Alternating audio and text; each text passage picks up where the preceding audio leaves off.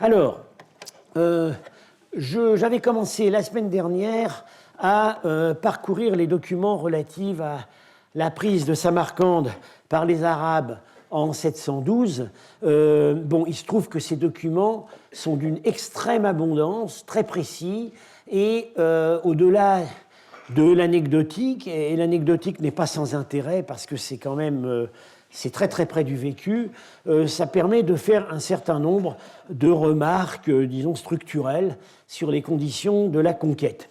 Alors, j'avais lu en fin de cours, donc la semaine dernière, le texte que voici, donc, de l'armistice conclu entre le roi de Samarcande, Rouriek, et le conquérant, le général du Khorasan, Qutayba ibn Muslim, texte qui nous a été transmis dans son intégralité par un chroniqueur. Alors, ce texte mérite quelques commentaires. Bon, contrairement, en réalité, Samarcande ne s'en tire pas trop mal, contrairement à d'autres villes, parce qu'elle n'a pas été prise par assaut. Elle a résisté au siège, mais à un certain moment, elle s'est rendue. Donc, elle n'a pas été prise par assaut, il n'y a pas eu de massacre. Vous allez voir que ça n'a pas été le cas partout. Et contrairement à ce qu'on pourrait aussi croire, le tribut exigé n'est pas exorbitant. On demande donc 2 millions de dirhams immédiatement. En fait, on voit que c'est dans des proportions assez raisonnables par rapport à la richesse d'une ville comme Samarcande.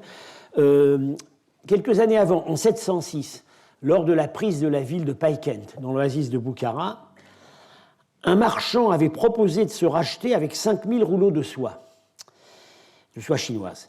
Si on convertit ça en argent, ça représente le 14e de la somme du tribut de 2 millions de dirhams demandé à Samarcande.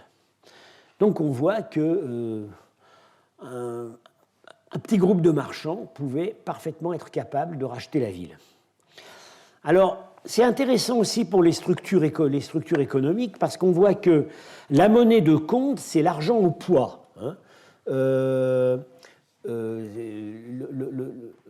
Parce qu'on parle on parle d'abord des dirhams. Mais alors, il s'agit de l'argent au poids, c'est-à-dire un dirham, c'est 4 grammes environ d'argent. Et la monnaie réelle, c'est l'argent monnayé, mais ça peut être aussi l'or monnayé ou l'or pur. Voilà, puisqu'il est sous forme d'argent pur, mithqal pour mithqal.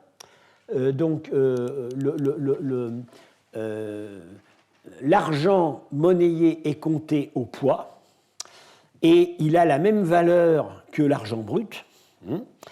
Mais alors, également, vaut comme monnaie réelle la soie, puisque une partie du tribut peut en fait être versée sous forme en habit de brocart avec des standards très précis, 100 dirhams le grand habit, 60 dirhams le petit habit, et les rouleaux de soie, 28 dirhams le rouleau, et c'est le rouleau standard chinois. C'est-à-dire qu'on est dans une situation où la monnaie réelle, c'est l'argent, où la monnaie de compte, c'est l'argent en poids, et la monnaie réelle, c'est l'argent monnayé et aussi la soie. Ça montre qu'on est en fait en partie dans l'ère économique chinoise, où la monnaie réelle, c'est la soie. Les sapèques chinoises, le bronze monnayé, n'a qu'une utilité très secondaire. Les fonctionnaires, les souverains étrangers alliés sont payés en rouleaux de soie. La soie est la vraie monnaie chinoise. Et on voit que ça a en partie atteint les pratiques à Samarcande. On peut également, une partie du tribut peut être en fait versé sous forme d'esclaves. Voilà, c'est indiqué ici. Tout à fait, 2 millions de dirhams, 3 000 esclaves pour lesquels il y aura ni. Voilà, sous forme d'esclaves. 200 dirhams par tête d'esclave. Donc un esclave peut remplacer un versement de 200 dirhams. Alors on voit qu'il ne doit pas y avoir d'enfants ni de vieillards. Donc une force de travail entière. Mais on ne dit pas qu'il doit y avoir que des hommes. On accepte bien les femmes. Bon. Alors, on peut se demander d'où viennent ces esclaves. Ça fait beaucoup quand même, 3000. Bon, on peut penser, comme ce sera le cas à l'époque islamique, qu'ils viennent de raids frontaliers dans la steppe. Razziés chez les Turcs, ou peut-être plutôt, parce qu'on voit que c'est ce qui se passe à l'époque islamique, des Turcs réduits en esclavage par d'autres Turcs dans le cadre de guerres intertribales et revendus. Ce sera la règle au Xe siècle, à l'époque samanide, quand Samarcande et Boukhara seront de grands marchés d'esclaves qui approvisionneront jusqu'à Bagdad. On a un cas, un siècle avant, d'une fille vendue comme esclave à Tourfan dans un contrat qu'on a étudié l'année dernière, et il est dit elle vient du Turkestan, c'est-à-dire elle vient du domaine des Turcs occidentaux, du domaine steppique au nord de Samarcande. Alors une autre possibilité, non exclusive de la précédente, c'est qu'une partie de ces esclaves viennent des guerres de voisinage. On a un contrat de mariage qui a été en fait conclu à Samarcande 2 ans avant le siège final, où il est question effectivement du risque pour l'épouse d'être enlevée à son mari par des ennemis du mari. Alors là, on peut penser qu'il s'agit effectivement de la réduction en captivité lors de guerres de voisinage. En tout cas, on voit que Samarcande était bien approvisionnée en esclaves. Alors, il se trouve que, je vous ai dit, donc on a une illustration de plusieurs épisodes du siège de Samarcande dans des peintures exécutées 9 ans après au palais de Dewashtich, le roi de Penjikent. Je crois que c'est le seul cas dans tout le domaine de la première conquête arabe où on a des images rigoureusement contemporaines. On a des miniatures byzantines qui représentent le siège de Byzance en 714, mais je pense qu'elles sont postérieures en fait. Là, on voit, ce sont des Sogdiens. Ce n'est pas comme les gens qu'on voyait manier la catapulte dans l'image que j'ai montrée au cours d'avant, qui ne sont clairement pas des Sogdiens. Ceux-là, c'est des Sogdiens, ils sont jeunes et ils sont captifs, ils sont attachés. Alors, est-ce qu'il s'agit justement de ces esclaves qui sont remis aux conquérants? Ça pourrait être aussi des otages. Les armistices étaient garantis par des remises d'otages. Mais il se trouve qu'en 710, lors d'une première attaque du général Koutaïba sur Samarcande, la ville a échappé à la capture en laissant des otages. Mais là, dans la convention d'armistice qu'on vient de voir, il n'y a pas d'otages, ce n'est pas mentionné. Ce qui, là aussi, montre en fait une condition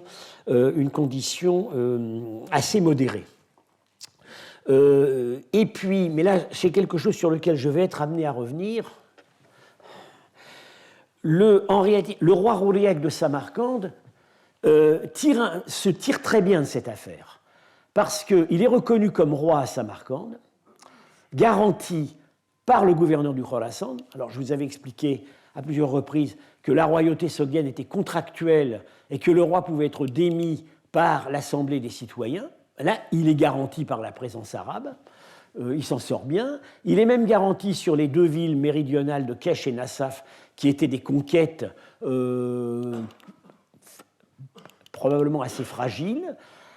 En plus, il est garanti dans sa royauté héréditaire, ce qui est une nouveauté.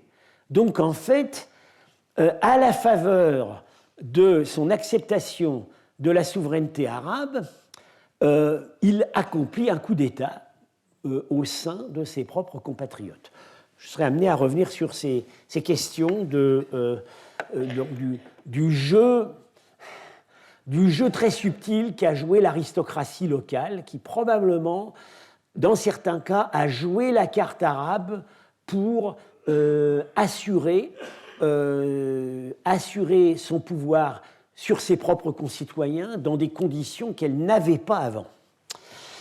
Alors, nous continuons ces jolis récits de la prise de Samarcande. Donc, une fois l'armistice conclu oralement, d'abord conclu oralement, les envoyés de Qutaybah vidèrent la ville et établirent une mosquée, probablement sur l'emplacement de l'ancien temple. Qutaybah entra dans la ville avec 4000 hommes qu'il avait choisis. Quiconque parmi vous, il s'adresse au peuple de Samarcande, veut prendre ses affaires et sortir, peut le faire. Je ne vous prendrai pas plus que ce que j'ai fait stipuler dans l'accord. Mais mes troupes resteront dans la ville. Nous allons voir après qu'une partie en fait, du territoire urbain est abandonnée à la garnison arabe. Et voilà donc le récit de Ibn Atham. Roléac ordonna que l'on préparât un repas pour Qutaybah et l'élite de ses compagnons. Puis il fit ouvrir la porte, c'est la porte du sud. Les musulmans y pénétrèrent alors en criant « Allah Akbar ». Qutaybah s'avança au milieu de ses frères et neveux jusqu'à la porte, où Roléac l'accueillit. Roléac, donc le roi de Samarcande, se prosterna et marcha devant lui jusqu'au temple des idoles, où Qutaybah s'assit. Roléac se tenait devant lui sans épée. À cet instant, Qutaybah posa son regard sur les ceintures d'or serties de pierres précieuses que revêtaient les pages de Roléac. Et il fut pris d'une violente colère, au point que ses yeux en furent injectés de sang et qu'il voulut trahir son serment à Roléac. En fait, il veut se jeter sur lui avec son sabre. Finalement, il ne jugea pas cela opportun et s'en tint au terme de la paix qu'il avait accordée. Et à ce moment-là, il prononce un sermon dans la mosquée qui vient d'être établie, donc sur le territoire probablement du temple, et on consigne par écrit les termes de l'armistice. Alors, très intéressant cette histoire des ceintures. Le texte parle de roulam, qui donc dans le vocabulaire du IXe siècle désigne la garde personnelle du roi, du souverain, constituée d'esclaves ou d'anciens esclaves. Mais le terme est anachronique. En fait, pour l'époque qui concernait, le mot soglien, c'est tchorkar, c'est-à-dire des gardes qui ne sont pas d'origine servile, qui forment une espèce de confrérie, de compagnonnage militaire, unis par des liens de serment, par un serment de combattre jusqu'à la mort. Et donc, ce sont des personnages qui sont habillés comme les aristocrates. Et alors, voilà, les ceintures qui ont mis Qutaybah tellement en colère, les voilà. Sur une peinture de Penjikent, il y a beaucoup d'exemples, je montre le plus significatif. Ce sont des ceintures en cuir avec des appliques en or, exactement ce qui est décrit dans le texte. Et donc tout aristocrate sogdien et également les personnages de sa suite portent ces ceintures, qui sont plus que des ceintures, ce sont des signes de dignité.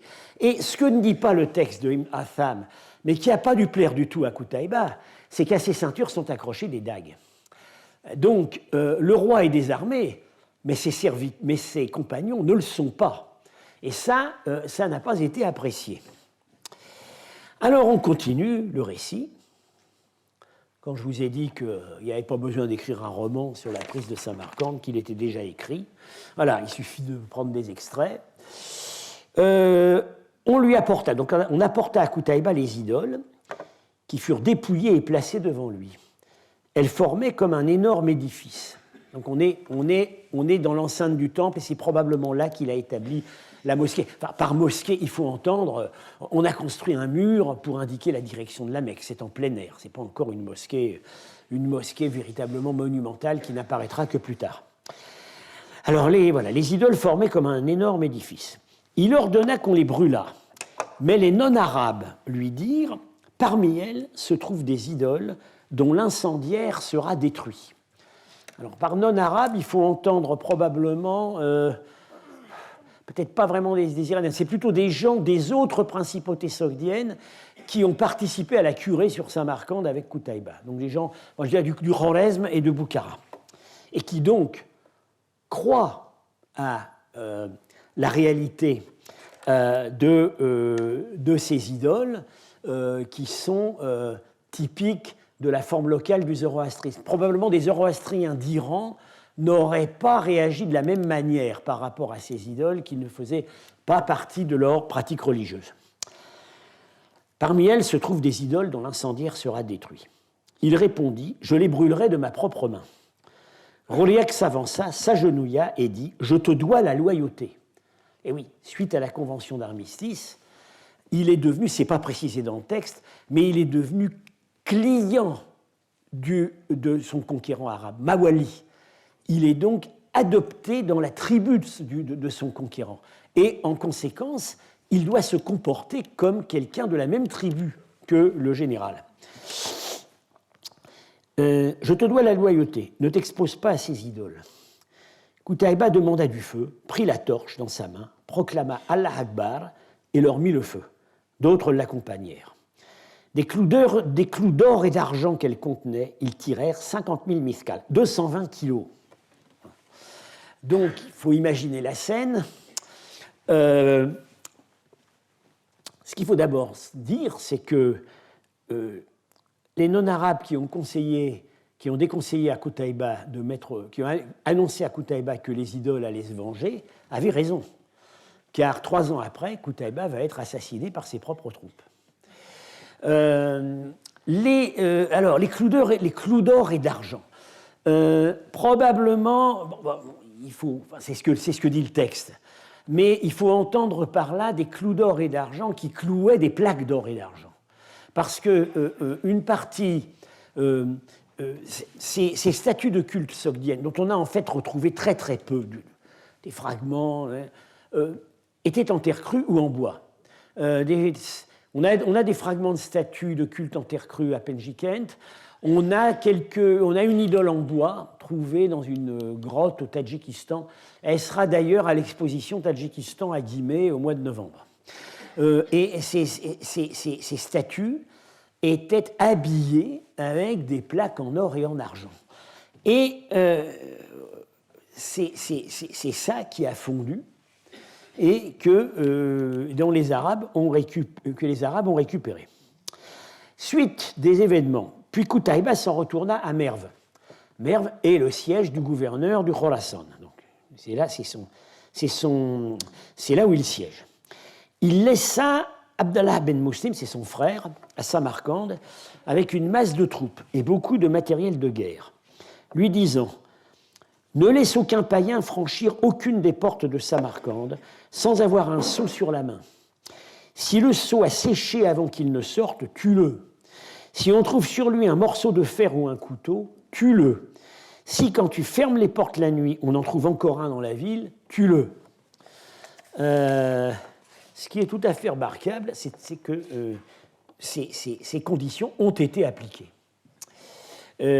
Car on s'aperçoit que, vraisemblablement, ce que Qutaïba entend par l'enceinte de la ville, ce n'est pas l'enceinte extérieure. On discute encore pour savoir quelle est l'enceinte qui a soutenu le siège en 712. Est-ce que c'est la grande ou est-ce que c'est l'enceinte intérieure qui avait matérialisé au Ve siècle la rétractation de la ville? Je pense plutôt qu'il s'agit de l'enceinte extérieure, mais que la partie de la ville que Qutaïba réserve à la garnison arabe et donc il fait donc évacuer les habitants, c'est ce qu'on appelle dans les textes ultérieurs sur Samarcande la Madinat intérieure. Ça pourrait être cette ligne de rempart, ça pourrait être celle-là. Je serai amené à en reparler, mais les fouilles que nous avons menées montrent qu'effectivement, dans ce secteur, le mur a été entretenu jusqu'au début du IXe siècle. Donc, à un moment où l'unique utilité de ce rempart intérieur, c'est de séparer le cantonnement des Arabes des autres, puisque la défense se fait sur le mur extérieur. Donc, et on a d'autres indications dont je vais parler, effectivement d'un abandon de cette partie de la ville qui a été laissée à la garnison arabe. Et donc, les Sogdiens n'ont le droit d'entrer que pendant, j'imagine, le petit quart d'heure, ça dépend évidemment en quelle saison, qui précède le séchage du seau en terre qu'ils ont sur la main. Cette peinture de Penji Kent comporte un fragment où on voit une scène de couronnement. Alors voilà la photo, bon, pas nette, enfin voilà la couronne de type sassanide, enfin, c'est ce que portaient les rois sogdiens, et quelqu'un qui n'est pas le roi, de sa main, est en train de lui attacher le diadème. On voit ça ici, et là en plus on a les yeux. Donc, c'est une scène de couronnement. Et alors, c'est très intéressant parce que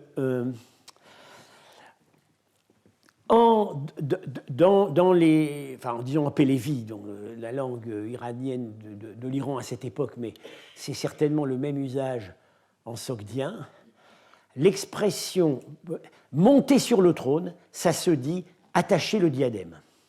C'est-à-dire que ce qui fait le roi, c'est le geste d'attacher le ruban. Les ornements de la couronne, c'est très secondaire. Ce qui compte, c'est ça. Alors, certains diront, c'est un héritage hellénistique, puisque ce qui caractérise avant tout un roi hellénistique, c'est d'avoir un diadème noué. Alors, pour certains, l'institution du diadème chez les Grecs est un emprunt aux Iraniens. Voilà. Bon, mais en tout cas, on voit très bien ici, c'est un langage tout à fait imagé. Il se fait attacher le diadème, tout le monde comprend, il est proclamé roi. Mais alors c'est qui? Parce que tous les autres fragments se rapportent clairement au siège de Samarcande en 712. Alors, je vous l'ai dit, c'était...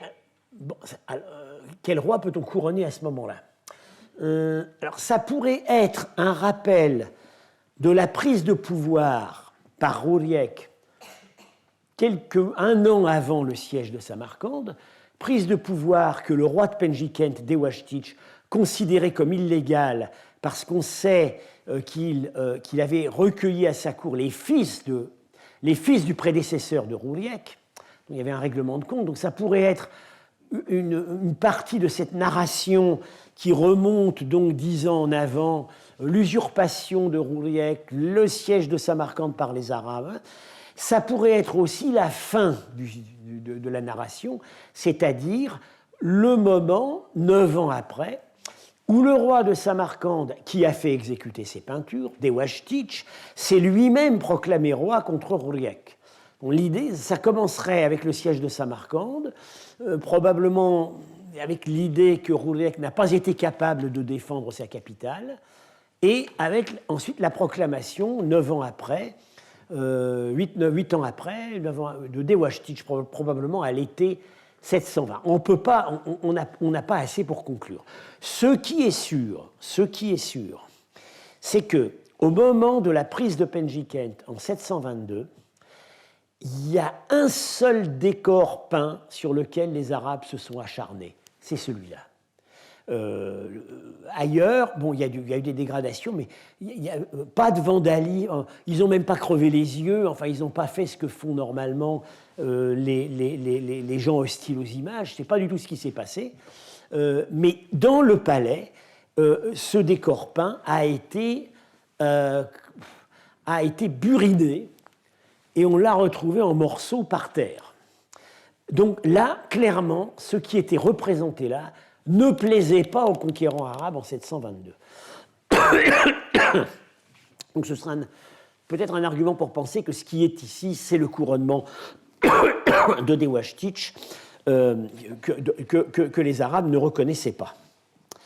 Alors, un petit arrêt sur un des moyens importants de la conquête en Asie centrale, auquel j'ai déjà fait allusion, mais sur lequel on a un dossier assez impressionnant, c'est l'usage des massacres, l'usage assez systématique des massacres, qui est une spécificité, puisque je vous l'ai dit, on n'a pas vraiment d'indice de massacre en Iran. On a un massacre à Istar, près de Persépolis, lors d'une révolte, mais c'est à peu près tout ce qu'on nous dit.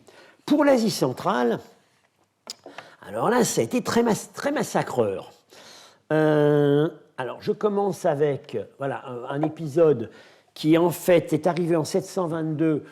C'est dans le cours des événements qui ont conduit, en fait, après à la prise de Penjiken. C'est au moment d'une révolte sogdienne, à la tête de laquelle essaie de se mettre le roi de Penjiken, qui se proclame roi de Samarcande, et puis finalement, il est assiégé, il est capturé, exécuté, c'est la chute de Penjiken. Donc, en fait, avant cet épisode, il y avait eu une tentative d'émigration de Sogdiens de la zone centrale vers Khojand. Khojand, ça s'appelle à nouveau Khojand. Pendant longtemps, ça s'appelait Léninabad. C'est une ville au nord de l'actuel Tadjikistan. Et ce qui est important, c'est que c'est la porte d'entrée d'un royaume très prospère, très protégé, qui va résister pendant encore un siècle et demi à la conquête arabe, pendant encore 80 ans à la conquête arabe, c'est le royaume du Ferghana, où ces Sogdiens ont décidé de se réfugier pour échapper à la domination des conquérants. Donc voilà, 14 000 Sogdiens de la région entre Samarcande et Boukhara, de toute catégorie sociale, ont tenté d'émigrer au Ferghana. On a le rapport, c'est extraordinaire le dossier qu'on a sur ces années, on a le rapport d'un espion de Dewashtich, le roi de Penjikent, qui est à Khojand et qui raconte cette histoire et qui dit ils sont 14 000, il y a parmi eux des nobles, des marchands, et des travailleurs, donc des paysans et des artisans. Donc on voit que ce sont des gens de toute catégorie sociale qui ont essayé de partir. Et alors, lors de cette émigration, ils avaient des prisonniers musulmans qui sont massacrés. Alors là, le gouverneur de l'époque, c'est plus Qutaïba, ça se passe donc 7 ans après la mort de Qutaïba. Al-Harashi fond sur Khojand, capture tout ce monde-là. Al-Harashi ordonna que les Sogdiens soient mis à mort. Tout d'abord, il sépara les marchands des autres. Il y avait 400 marchands qui avaient de riches marchandises avec lesquelles ils étaient arrivés de Chine. Alors, on pense que le chiffre, ça ne doit pas vrai. 400 marchands, ça doit compter toute la caravane, y compris les gardes, y compris les serviteurs. Et arriver de Chine, ça ne veut pas forcément dire de Chine centrale. Ça peut être des frontières de la Chine.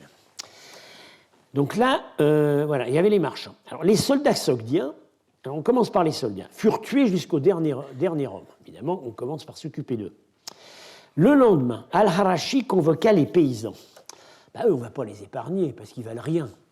Donc, il fit mettre un sceau sur le cou de chacun. Vous voyez que cette histoire de mettre des sceaux, ça se faisait souvent. Il les envoya d'un champ à l'autre où ils furent tous tués. D'un champ, je pense que ça veut dire on les envoie par groupe dans différents champs pour qu'ils n'aient pas le temps de comprendre qu'ils vont être tous tués. Voilà. Ils sont tués séparément. Ils étaient 3 000, certains disent 7 000. Les marchands dirent « nous n'allons pas combattre ».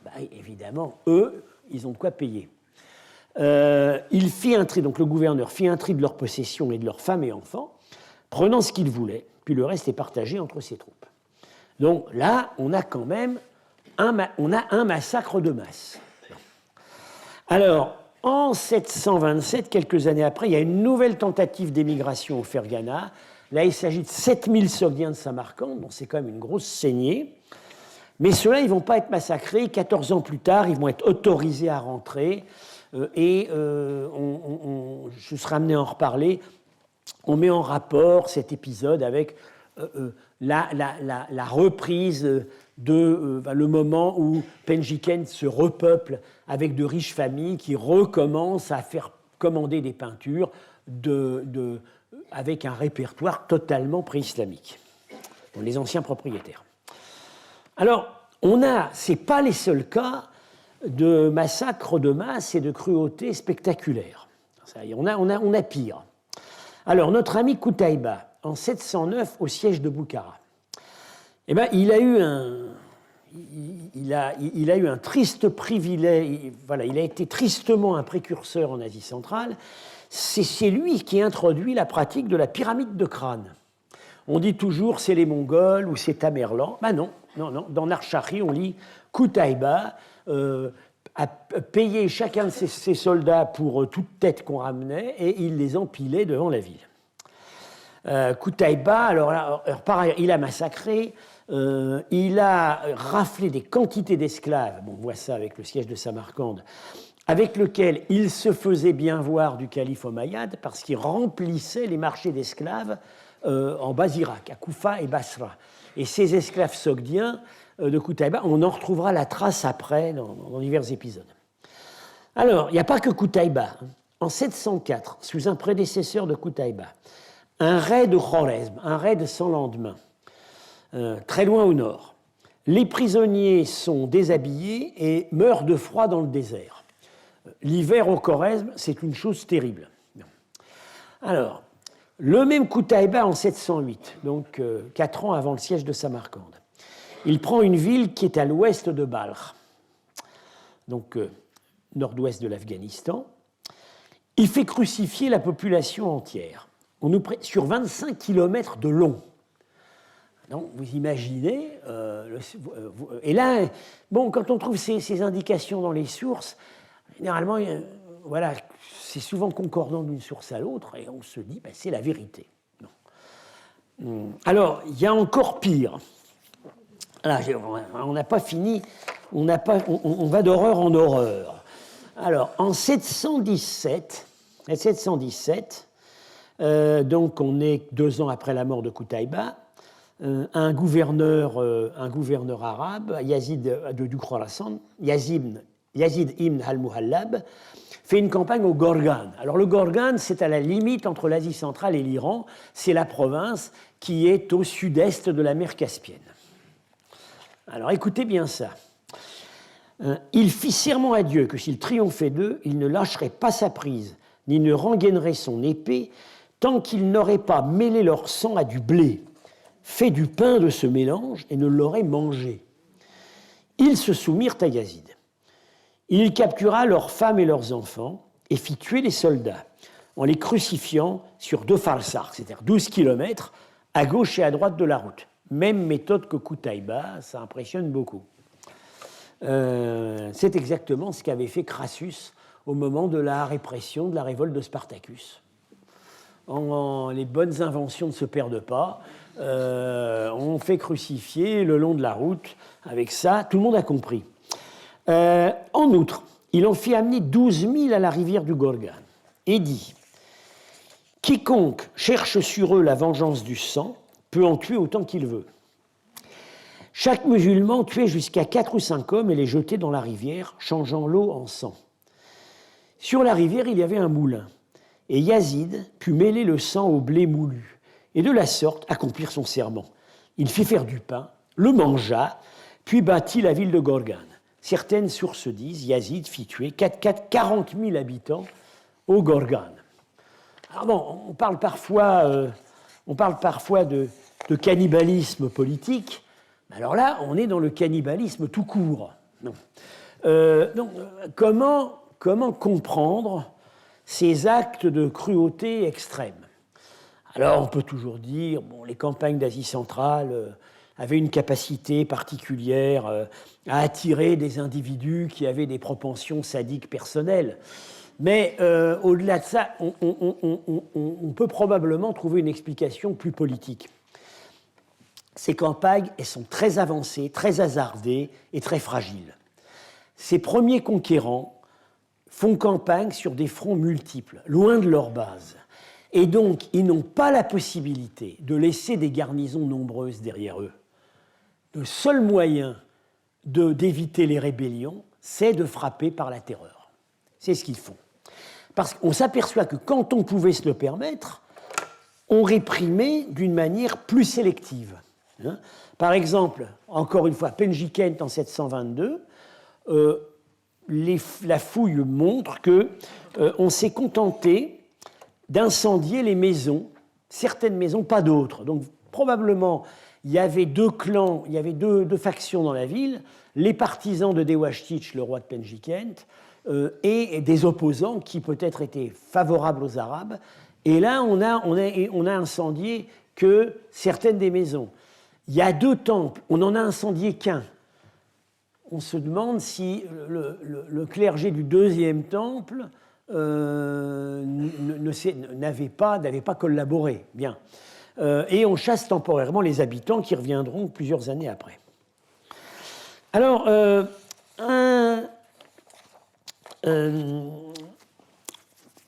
une pratique qui est intéressante de ce point de vue-là, enfin, en plus donc de ces massacres considérables, c'est que parfois, il y a des mises en scène.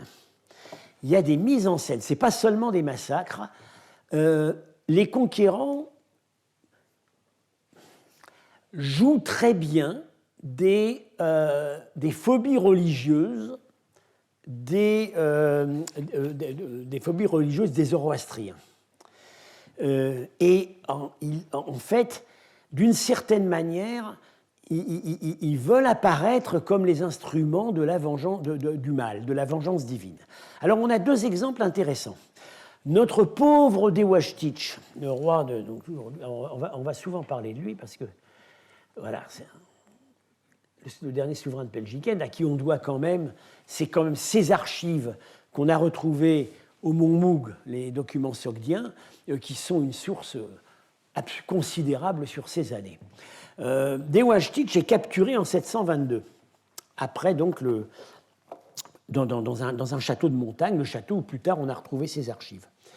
Et au départ, le gouverneur, il attend visiblement les ordres de Damas, de Damas où siègent les califes. Il semblerait qu'à Damas, on avait envisagé d'épargner Dewajtich pour en faire un allié. Bon, et puis finalement,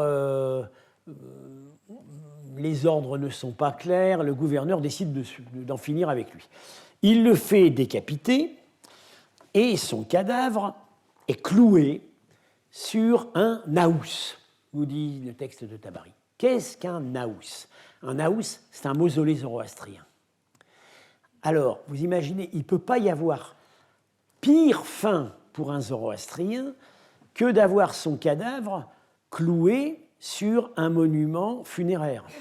Parce que, au moment, dans les conceptions zoroastriennes, c'est ça qu'il faut lire entre les lignes, au moment de la mort se déroule un combat entre les forces démoniaques et les forces du bien. Les démons cherchent à entraîner le mort dans les enfers. Et il est extrêmement important pour assurer le salut du défunt qu'il ne soit à ce moment-là, après son décès, ou même avant, au contact d'aucune matière impure. Parce que s'il est au contact d'une matière impure, le zoroastrisme ayant une conception extrêmement hygiéniste du bien et du mal, il est damné.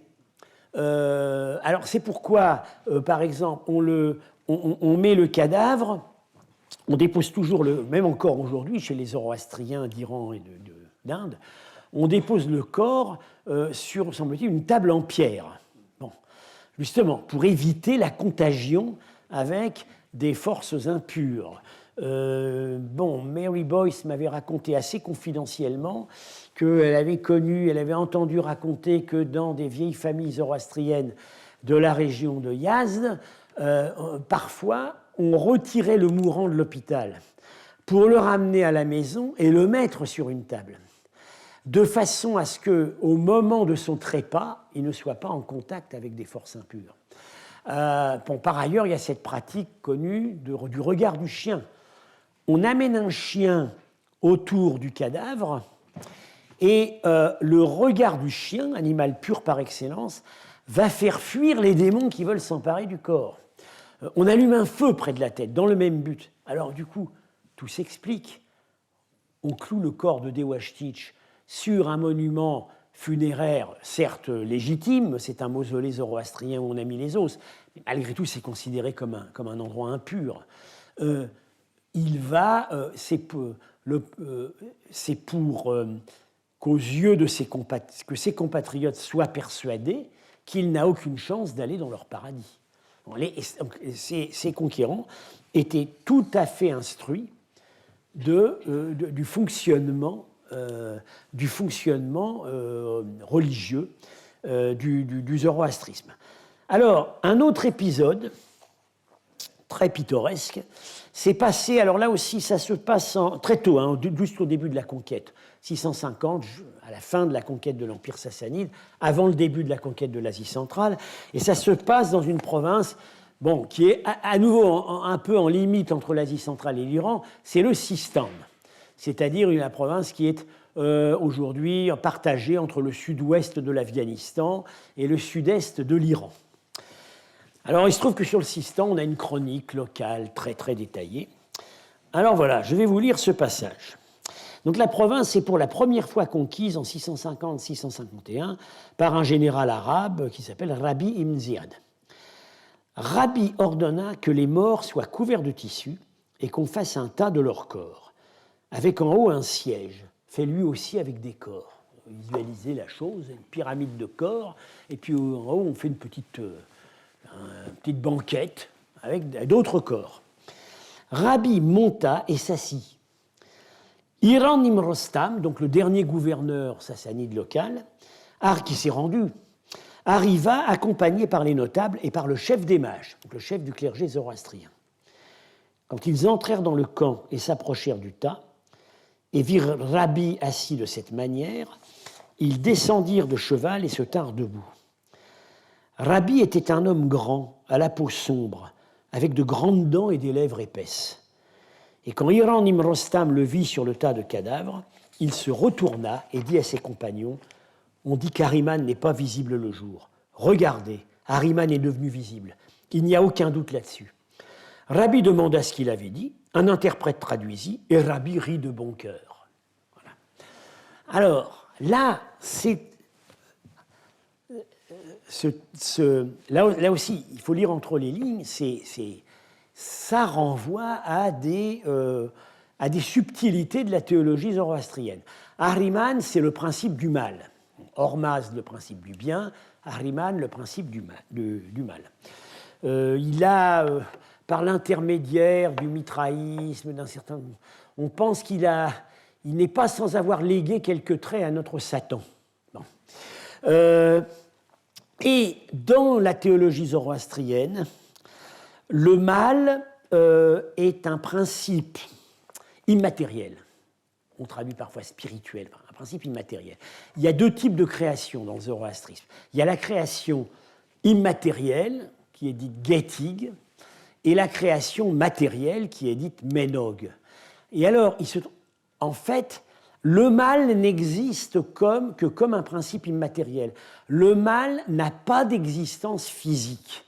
Seul le Dieu du bien, Ahriman, a été capable de donner une existence physique à ces créations immatérielles. Alors, le mal se manifeste dans le monde en s'emparant, en volant des formes. C'est-à-dire qu'il s'introduit en nous, il nous contamine, il nous colonise, mais il n'a pas d'existence physique et il n'est pas visible, ce qui le rend d'autant plus dangereux. Bien. Donc, voilà ce que dit ce gouverneur quand il voit. Alors, Ahriman, ce gouverneur, ce général arabe, a tous les traits d'une créature ahrimanienne, puisque, bien entendu, le noir est une couleur ahrimanienne, il a des traits physiques qui évoquent un démon, Et donc, voilà, il est perçu comme l'incarnation du mal sur Terre, mais une incarnation visible, ce qui déstabilise complètement, remplit de terreur les Zoroastriens qui assistent à la scène, parce que Ahriman est descendu sur Terre. Donc, derrière des textes qui paraissent comme ça purement anecdotiques, il y a un jeu conceptuel entre les conquérants et les conquis. Alors, avant d'en venir aux premières suites de la conquête, il faut peut-être revenir un peu sur les raisons qui expliquent que cette conquête finalement a réussi. Nous avons les méthodes, ils sont les Arabes sont nombreux. Quand on dit les Arabes, ils ont beaucoup d'Iraniens dans leurs troupes. Et puis, ils jouent des principautés les unes contre les autres. Donc, ils sont nombreux, ils frappent les esprits par la terreur, et ils ont affaire face à eux à une société, à une civilisation qui est certes ô combien brillante, qui est riche, qui est prospère, mais qui a des faiblesses structurelles. Rédhibitoire. La Sogdiane, c'est une société qui est, je l'ai dit à plusieurs reprises, c'est divisé en multiples principautés qui ont chacune leur souverain, leur monnayage. C'est une société qui est géographiquement et culturellement assez homogène. Tout le monde parle sogdien, il y a des nuances dialectales probablement, d'ailleurs qu'on connaît mal. En gros, ils ont plus ou moins...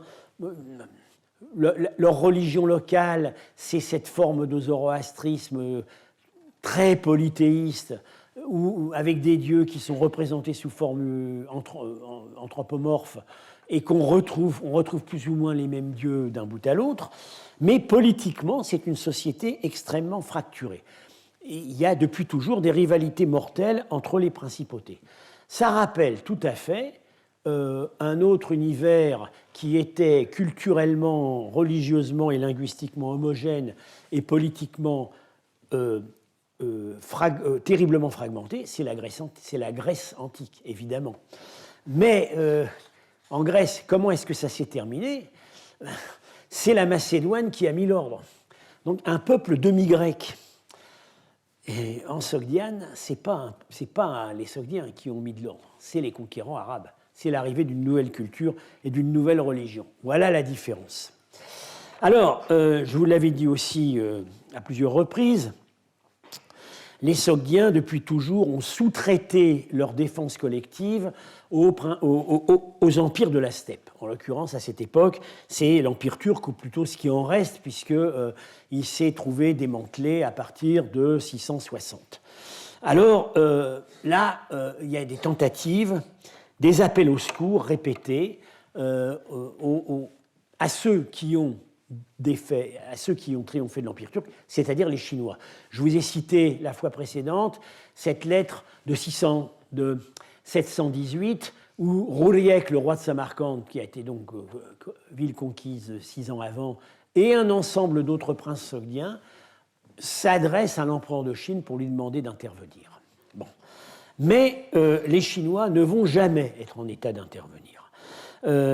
Alors, ce qu'ils vont faire, de temps en temps, ils vont essayer d'envoyer avec des secours militaires des prétendants sassanides qui se sont réfugiés en Chine. Alors, au début, il semblerait qu'en Sogdiane, on a un peu cru aux chances de ces gens-là. Pourtant, les Sassanides n'avaient jamais conquis la Sogdiane. En 679,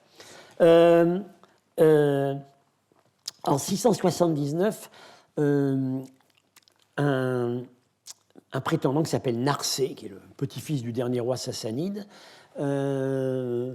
arrive, disons, dans les limites nord de la Sogdiane, avec une armée turque et une armée arabe. Voilà, c'est quelque chose que j'ai découvert il n'y a pas longtemps, c'est qu'en fait, on a cru à ses chances à Samarcande. On a un indice qui nous disait ça. Enfin, ce malheureux prétendant ne pourra pas aller au-delà et va finir va errer assez longtemps, puis va finir par mourir en Chine, où il a eu un poste très honorable à la cour. Mais comment sait-on qu'on avait cru en lui à Samarcande? Il y a un indice, mais il est très fort. 20 ans après, monte sur le trône de Samarcande un prince qui s'appelle Narsé. C'est le même nom. Et c'est un nom qui n'existe pas en sogdien. Donc, la conclusion qu'on peut tirer, c'est que ce personnage, Narsé, à Samarcande, est né à peu près au moment où ce prince sassanide se présentait à l'horizon, et qu'on s'attendait à ce que cette reconquête sassanide marche, et on lui a, ce prince, qui était donc dans la famille royale, a reçu le nom de ce prétendant sassanide.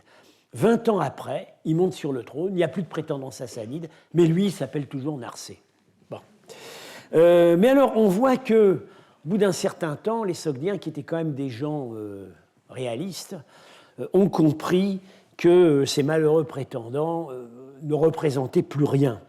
Alors, 728, donc là, on est 40 ans après l'équipée du malheureux Narsé. Il y a un autre prétendant qui s'appelle Khosro, qui, pareil, alors lui, il naviguait entre Kaboul, la Chine, il essayait il tentait sa chance où il pouvait. Il est amené finalement en Sogdiane au moment d'une révolte contre les Arabes. Il est amené par les Turcs et les Chinois. Et une ville sogdienne est assiégée.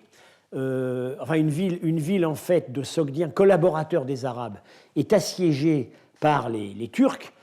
Et ce prétendant, Khosro, va haranguer les assiégés en leur disant abandonnez les Arabes, je représente la royauté légitime iranienne, etc.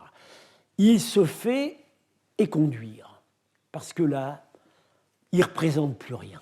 Voilà. Les Sogdiens n'y croient plus. Ils veulent bien essayer ceux qui arrivent à capter la légitimité, ce sont leurs princes locaux. Il y a toujours l'espoir d'une intervention turque. En 728, ils ont oublié les Sassanides. Voilà. Ce personnage ne représente plus rien, c'est un anachronisme. En fait, une seule armée chinoise va essayer vraiment d'aller en profondeur à l'ouest. C'est en 751, l'armée qui arrivera jusqu'à Talas, donc c'est au sud du Kazakhstan actuel, armée commandée par un Coréen, un général coréen. Et donc, je vous l'ai dit la dernière fois, la bataille du Talas, événement considérable qui, dans les chroniques chinoises, est une victoire chinoise et qui, dans les chroniques arabes, est une victoire arabe. Donc, la réalité, si c'est ni une victoire chinoise, si sur le terrain, c'est ni une victoire chinoise ni une victoire arabe, c'est en fait une victoire arabe. Parce que le simple fait de n'avoir pas été écrasé garantissait la mainmise des Arabes sur cette zone ultérieurement. Alors, une des conséquences de cette fragmentation politique, qu'on a déjà entrevue dans certains des textes que nous avons examinés, c'est qu'il y a souvent aucune solidarité, aucun sentiment d'appartenance, et parfois les intérêts professionnels à courte vue l'emportent. Alors, un exemple très précoce, 696, c'est le moment où, après une longue interruption d'une trentaine d'années due à leur guerre civile, les Arabes recommencent à faire des raids en franchissant la Moudaria. Donc ils font des raids en Sogdiane. Ces raids sont financés par des Sogdiens qui sont à Merv et qui, depuis pas mal de temps, se sont habitués à faire des affaires avec les gouverneurs arabes, et c'est les Sogdiens de Merv qui prêtent de l'argent aux gouverneurs arabes pour aller attaquer leurs compatriotes. Voilà, c'était des choses. Alors quand on voit, évidemment maintenant on comprend mieux, quand le malheureux Rouriek, assiégé dans Samarcande en 712, fait dire à Koutaïba tu me fais la guerre avec mes compatriotes, montre-moi un peu tes Arabes. il sait exactement ce qu'il dit. Bien. Donc on a vu 712 au moment de la prise de Samarcande, c'est une véritable curée, puisque ce sont probablement des Chorasmiens et des gens de Boukhara qui manient les catapultes, qu'apparemment des gens du bas peuple munis de couteaux et de bâtons montent à l'assaut. Et puis, mais on a ce comportement non seulement dans le bas peuple, mais dans la classe aristocratique. Par exemple, au moment, donc on a vu au moment du siège de Samarcande, Qutaybah a avec lui les princes de Boukhara et des gens du Khorezm. Au moment de la chute de Penjikent en 722, pourtant Penjikent n'était pas une proie véritablement majeure. Bon, la ville s'était révoltée, tentait de mettre sur pied une coalition, mais ça n'avait pas l'importance qu'avait eu la prise de Samarcande et Boukhara. Bon, le gouverneur, le général arabe, il a dans son camp le roi du Khorezm, un prince de Boukhara qui n'est certes pas le souverain régnant, mais qui est un prétendant qu'il garde en réserve au cas où. Et pendant ce temps-là, on sait par la correspondance du malheureux Dewashtich retrouvé dans ses archives au mont Moug qu'il comptait sur l'intervention de 3 principautés du Nord. Le Fergana, l'Oustrouchana et aussi un petit prince turc du côté de Dushanbe. Il comptait sur eux et ils ont fait défection, ils ne sont pas arrivés. Et on voit très bien dans les lettres de Dewashtich, il attend de voir surgir par le col d'Uratube, qui est donc au nord de Penjikent, il attend de voir arriver l'armée de la principauté d'Oustrouchana. Qui arrive? L'armée arabe qui vient d'écraser la ville de Khojend dans les conditions que je viens de relater. C'est exactement, on attendait Grouchy, on voit arriver Blücher. Voilà. Donc les Arabes ont constamment su jouer des divisions entre les familles royales. Pratiquement dans tous les cas, ils ont réussi ils réussissent à mettre en avant un frère, un prétendant. Alors, on a au Khorezm, c'est le frère qu'on se rallie et qu'on met sur le trône. À Boukhara, on a vu ça. Il y avait une lignée royale qui concurrençait, enfin une ancienne lignée royale qui concurrençait la nouvelle lignée. Les Arabes la gardent en réserve. Dans le cas de Samarcande, ils ont joué sur les 2 tableaux le roi Rouriek qui s'était rendu et Dewashtich, le roi de Penjikent, qui n'avait pas reconnu la reddition. Voilà, donc une société dont la fragmentation et surtout entraîne l'incapacité d'un projet politique et défensif commun. C'est quelque chose qui fait problème parce que par rapport à ce qui était clairement un fort sentiment d'identité culturelle, c'était des gens qui aussi se côtoyaient dans les caravanes, etc. Ils n'ont jamais pu mettre sur pied une armée commune. Alors, derrière tout cela, il y aurait, on peut se demander s'il n'y a pas un facteur culturel plus profond, c'est qu'en réalité, il n'y a pas d'identité religieuse. Alors, on retrouve plus ou moins les mêmes dieux d'une ville à l'autre, mais il n'y a pas de religion d'État. Il n'y a aucun clergé structuré au-dessus des niveaux des principautés. Ça, c'est une différence énorme avec l'Iran sassanide. Il y avait une véritable église, un clergé centralisé, ce qui peut expliquer, après la soumission initiale, la vigueur de la survie de la religion zoroastrienne pendant encore 2 ou 3 siècles.